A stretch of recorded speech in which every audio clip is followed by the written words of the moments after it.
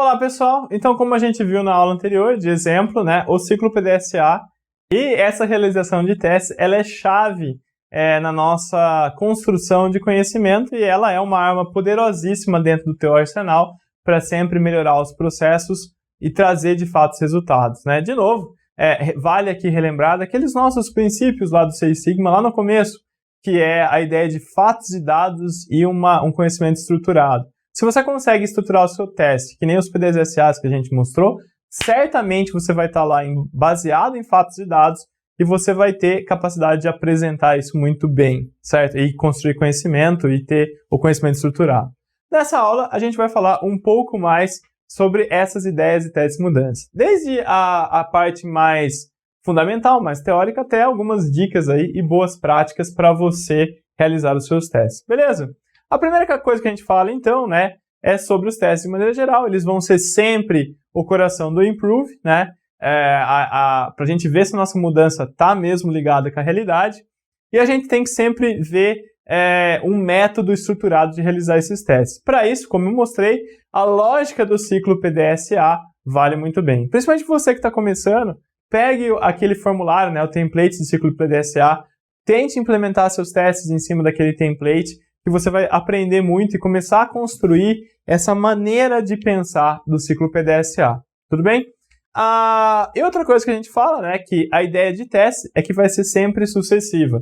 Dificilmente em um projeto de melhoria a gente vai fazer apenas um teste. Nós vamos falar vários e vários ciclos até a gente chegar no desempenho que nós gostaríamos. Lógico que a quantidade de ciclos também depende do prazo do seu projeto. Então tem que saber dosar muito bem essa dinâmica. Tudo bem? Mas, assim como a gente fez lá no exemplo do site, vale a pena dosar isso daqui, vale a pena ser sequencial. Beleza?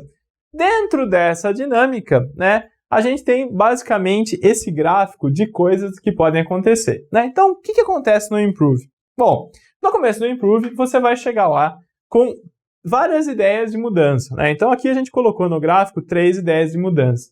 E a gente vai amadurecer essas ideias de mudança. O nível de amadurecimento, o nível de certeza que a gente tem que a mudança vai dar certo, é o que a gente chama de grau de convicção. Então, o grau de convicção, ele é uma medida, muitas vezes subjetiva, se aquela mudança vai servir ou não para cumprir a melhoria. Ela é baseada principalmente no número de testes que você realiza, ou no número de evidências que você tem que aquela mudança é boa, com a similaridade da situação real com a situação que essas evidências foram obtidas, né? Então, se você fez o teste igualzinho a operação e o resultado foi muito bom, você tem um grau de convicção alto que essa mudança vai ser uma melhoria, certo? E as ideias, elas chegam aqui, né? Aqui é a linha que começa o Improve, né? Aqui a gente está no Analyze, e elas chegam lá com diferentes graus de convicção. Por exemplo, nesse caso, eu achava que a medida azul ia ser melhor que a medida vermelha e melhor que a medida laranja. E daí a gente começa os testes. A hora que a gente começa os testes, esse grau de convicção vai mudando. Ele pode mudar para mais ou mudar para menos. Por exemplo, a medida azul aqui, né? A mudança azul. A gente fez um primeiro teste e viu que deu certo. Fez um outro, deu muito errado. Fez um outro, foi desastroso. Fez um outro, foi mais desastroso. Aí ele falou, para. Essa mudança não vai dar certo, né? A gente chama ali de mudança fracassada. Então a gente acaba abandonando. Tem um outro comportamento que é a mudança vitoriosa, né? Então, faço um teste, deu certo, faço outro, deu certo, faço outro, deu muito certo e outro ainda mais. Então, nesses 4 testes que eu fiz, todos eles foram agregando ali para aumentar o grau de convicção. Então, cara, é que nem a ideia do blog, né? O teu blog. Essa mudança é boa. Vamos seguir e vamos implementar ela, tornar ela perene, certo? Então, ela vai ser implementada e vai passar para a fase do control. Pode acontecer uma outra coisa, que é você ter essa mudança que fica em cima do muro, né? Que nem a gente mostrou lá, é o Facebook, né? Do nosso teste lá do site. Divulgar no Facebook, é bom ou é ruim? Não sei, é bom, mas não é tão bom, tem coisa melhor para fazer, né? É aquele limbo, né? Aparentemente ela é boa, mas não é a melhor que eu tenho, né? O que dá pra gente fazer, né? Então a gente tem essa mudança que necessita de mais testes, que necessita de mais conhecimento. Beleza? Dado essa situação, a gente tem que priorizar, né? Então, dado isso daqui, quem que eu vou passar para a implementação? A gente pode até priorizar antes, né? Qual que eu vou testar primeiro, né? Geralmente a gente faz isso usando um diagrama como esse, que é um diagrama de impacto e esforço, né? Ele é um gráfico de dispersão, onde para cada mudança eu quantifico duas coisas.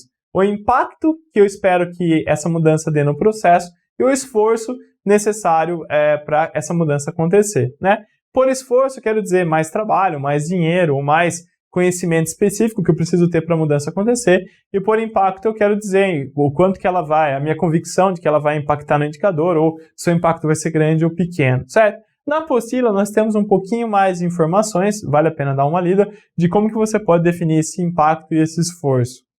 Perfeito? Seguindo aqui, né, a gente sempre prioriza, né, e daí a gente monta esse quadrante e vê lá, olha, essa mudança 1, ela tem pouco esforço e tem muito impacto. Cara, é o tipo de mudança que eu quero testar, é o tipo de mudança que eu quero implementar.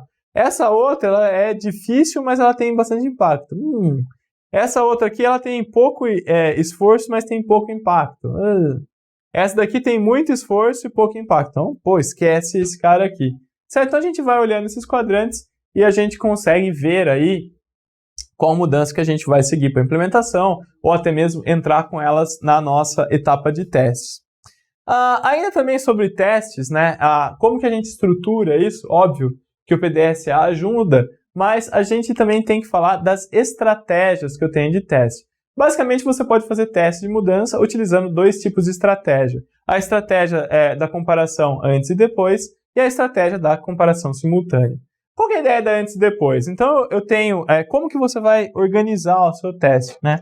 Então, na antes e depois, eu vou trabalhar em duas etapas. Então, eu vou ter lá, né? Aqui pode ser lá o tempo de ciclo que eu quero e aqui no tempo, né? Então, eu vou ver como que era antes, vou fazer a mudança e vou observar o resultado depois. Isso é o tipo de comparação antes e depois.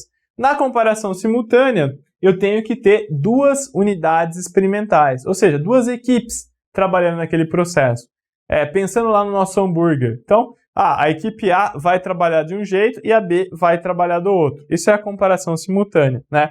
Então, na comparação simultânea, eu vou ter lá aqui o tempo de ciclo, conta os dias, né?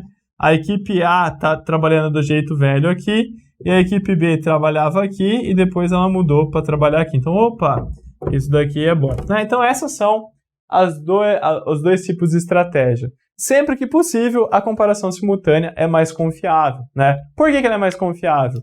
Porque vai que a hora que eu comecei a testar, eu tive que trocar um dos funcionários, né? Daí o tempo de coisa caiu. Será que caiu porque esse funcionário é mais rápido? Ou será que é por causa que o procedimento que eu adotei está dando esse impacto? A gente fica ali, né, confundidos, a gente não tem a certeza do que aconteceu. Eu coloquei até aqui algumas reflexões, né? Então, olha, antes e depois é a base de comparação histórica e vulnerabilidade dela. Ocorrência de causas especiais, né, ao mesmo tempo que a mudança foi feita, né? Então, eu demiti um funcionário, ou troquei um funcionário. Será que é da minha mudança ou dessa causa especial? E também pode acontecer uma coisa que chama efeito Hawthorne, né? O efeito Hawthorne é um efeito que fala que simplesmente por você estar fazendo um projeto de melhoria, o indicador vai melhorar. Mesmo que você não mude nada, sabe? E aí, galera, vamos lá, vamos melhorar, lá. Daí ele melhora por um tempo, mas não é uma melhoria perene. Ela volta a ficar ruim depois quando a galera esquece. É o efeito novidade. Então, às vezes, quando eu tenho comparação antes e depois, nossa, eu acho que melhorou muito, é porque eu tô lá todo dia agitando, né? O animador de torcida, a hora que eu for embora, ele volta lá. O procedimento fica, mas o animador de torcida aqui vai embora e o processo volta a ser o que é. Isso pode acontecer nesse tipo de estudo e a gente cai do cavalo, achando que era uma maravilha e não era só ruído, tá? E a comparação simultânea, né? A gente tem duas alternativas rodando ao mesmo tempo, né? Sempre é bom também não escolher uma ou outra para trabalhar de um jeito ou de outro, aleatorizar, né? Porque aleatorizando a gente tem mais certeza. A gente fala mais sobre o impacto da aleatorização e tudo mais no curso de Green, de Black Belt. Outras boas práticas que a gente tem é sempre começar pequeno, tá? Então, sempre começar pequeno e saber dosar o grau de convicção que você tem, que a sua mudança vai ser uma melhoria, com o risco do teste ser fracassado, né? Então, se você tem um grau baixo e a consequência é grande, eu tenho que testar numa escala muito pequena. Mesmo que a minha confiança seja alta e o meu risco for grande, eu tenho que testar de média para pequena escala. Agora, se o meu risco for pequeno, né, a convicção for baixa, eu já testo ali medicado. E se eu tiver muita certeza e a consequência for muito pequena, eu já posso fazer um ciclo para implementar. Então, eu já estou fazendo meio que um teste misturado com a implementação, né? Então, sempre dose o que pode dar errado e ir colocando em cima. Outra coisa boa para a gente falar, né, é envolver todos nos testes para disseminar o conhecimento, né? Então, você vai ter que implementar isso depois. Então, traz a equipe de processo para acompanhar o teste, que daí eles já vão aprendendo junto com você, né? E sempre tentar ali mitigar os riscos, né? E, por fim, sempre lembre-se de usar o ciclo PDCA e entenda que o conhecimento ele é sequencial. A cada teste que a gente faz, a gente aumenta nosso conhecimento no processo e aumenta o resultado, né? Melhora o resultado. Tudo bem? Então é isso que eu tinha para falar com vocês, um pouco sobre mais, né, sobre a realização de testes e sobre a fase do Improve. Na próxima aula a gente vai começar a última fase do nosso roteiro de DMAIC, que é o Control. Até mais!